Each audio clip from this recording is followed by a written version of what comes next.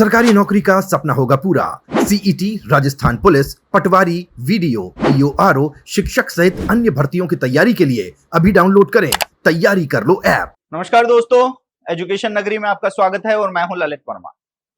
देखिए, आज चतुर्श्रेणी कर्मचारी भर्ती के अभ्यर्थियों के ऐसे बहुत सारे मैसेज और कॉल हैं जिनका जवाब देने के लिए मैं आया हूं।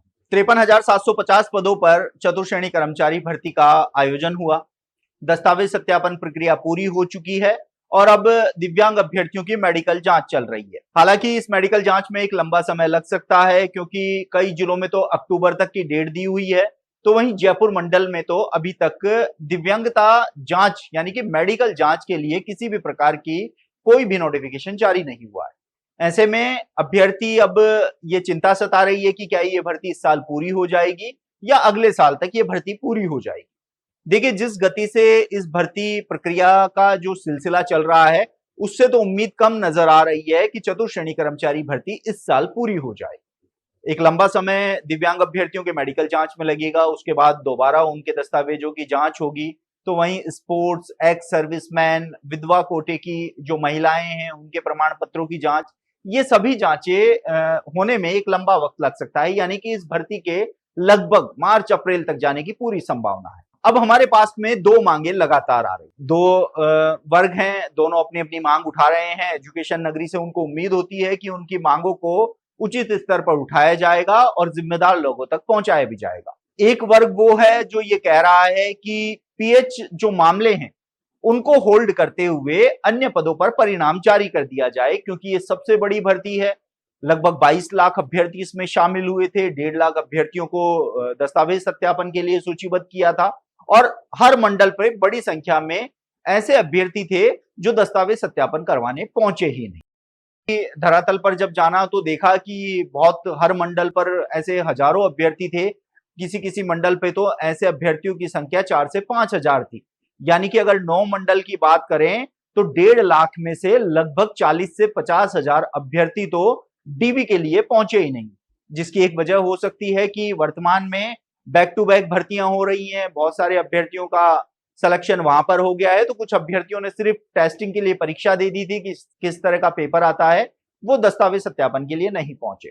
अब हम बात करेंगे, वापस हमारे उसी मुद्दे पे आते हैं कि एक वर्ग है वो ये मांग कर रहा है कि पीएच जो मामले हैं उनको होल्ड करते हुए परिणाम जारी कर दिया जाए। हमने इस खबर को प्रमुखता से चलाया भी, उनकी मांग को कर्मचारी चयन बोर्ड अध्यक्ष मेजर जनरल आलोक राज तक भी पहुंचाया और शिक्षा विभाग के अधिकारियों तक भी पहुंचाया। तो वहीं एक वर्ग वो है जिनका ये मानना है कि यदि प्रोविजनल मामलों को होल्ड करके परिणाम जारी कर दिया जाता है तो फिर प्रोविजनल क्लियर होने में एक लंबा वक्त लग सकता है, और जब प्रोविजनल मामले क्लियर होने के बाद परिणाम जारी होगा तो वरीयता के अनुसार नौकरी नहीं मिलने के चलते अभ्यर्थी कोर्ट जा सकते हैं और यह भर्ती कोर्ट में भी अटक सकती है।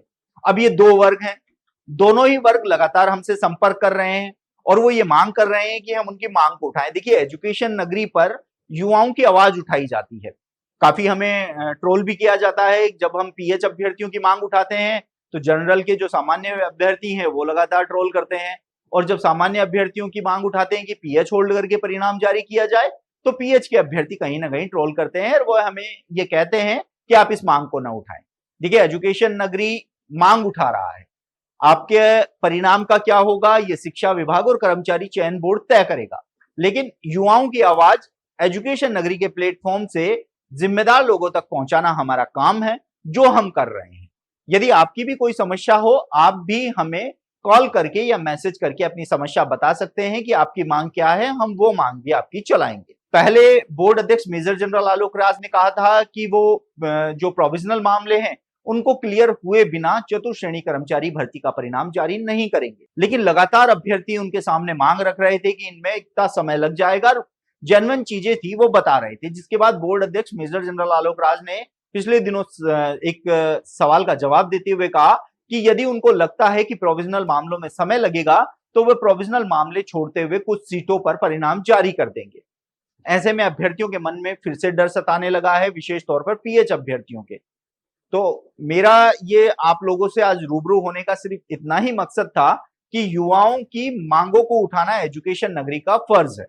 आपकी जो भी मांग है आप हमें बताइए, चाहे वो पीएच जो मामले हैं उनको होल्ड करते हुए परिणाम का हो या फिर पूरा परिणाम एक साथ जारी करने का हो, उन तमाम मांगों को हम यहां पर अपने प्लेटफॉर्म पर उठाते हुए नजर आएंगे। तो वो अभ्यर्थी हमसे कहते हैं कि आप बोर्ड अध्यक्ष से भी सवाल कीजिए, उनको भी कहिए कि वह पीएच अभ्यर्थियों के बिना परिणाम जारी न करे, प्रोविजनल क्लियर होने से पहले परिणाम जारी न करे। तो आपने जो सवाल हमें बताए हैं वो सवाल हम पूछेंगे, बोर्ड अध्यक्ष से भी पूछेंगे, शिक्षा विभाग के अधिकारियों से भी पूछेंगे, शिक्षा मंत्री से भी पूछेंगे, लेकिन तमाम अभ्यर्थियों की आवाज उठाना हमारा फर्ज है। ऐसे में चतुर्श्रेणी कर्मचारी भर्ती के अभ्यर्थियों को चिंता करने की आवश्यकता नहीं है कि हम किसी विशेष वर्ग की खबर पर ही ज्यादा फोकस करेंगे या उनकी आवाज उठाएंगे। पीएच अभ्यर्थी भी हमारे लिए उतने ही अहम है जितने सामान्य पदों के अभ्यर्थी, इसलिए आपको चिंता करने की आवश्यकता नहीं है। आज का ये वीडियो सिर्फ इसीलिए मैंने शूट किया है ताकि आप अभ्यर्थियों तक एजुकेशन नगरी का ये मैसेज हम पहुंचा दें कि आपकी जो भी मांग है वो आप हम तक पहुंचाइए, उस मांग को हम जिम्मेदार लोगों तक पहुंचाने की पूरी कोशिश करेंगे।